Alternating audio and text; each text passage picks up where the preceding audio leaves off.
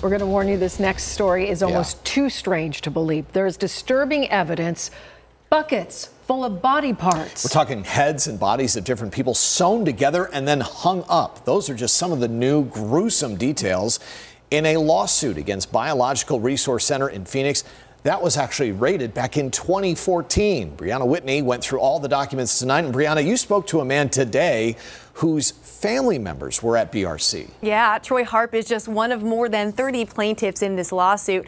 Now, he donated his mother and grandmother to the facility and is so disgusted by these new details, he has no idea what really happened to the people he loved inside those walls.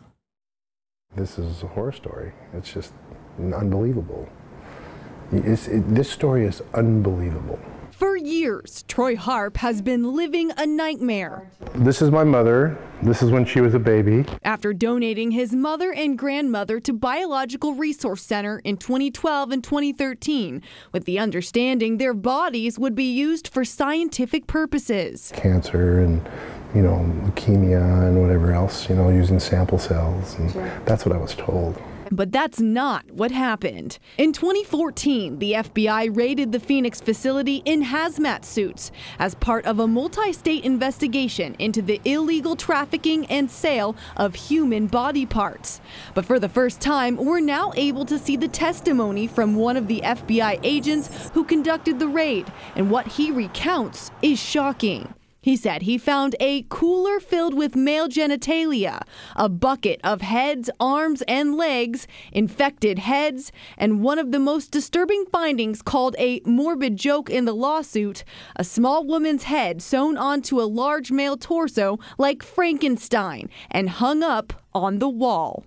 Who in their right mind? It's absolutely gross. The lawsuit also says the bodies were cut up with chainsaws and bandsaws, and pools of human blood and bodily fluids were found on the floor of the freezer, with no identification tags on the bodies. Tools that are not appropriate for dismembering scientific bodies. Harp says his mother's ashes showed up by mail on his doorstep shortly after the raid, but he isn't even sure they're her ashes. He says his mom and grandma wanted to help medical research after their death, yet doesn't believe they ever made it out of the BRC building. You feel like you've gotten any closure? None. This is open, and I don't think I ever will. Now, the owner, Stephen Gore, pleaded guilty to illegal control of an enterprise and was sentenced to 1 year of deferred jail time and 4 years probation. Harp says that is not enough for what he did. He wants to see more federal regulation of these facilities. The lawsuit against BRC is still open and ongoing. Live in the newsroom tonight, Brianna Whitney for Arizona's Family.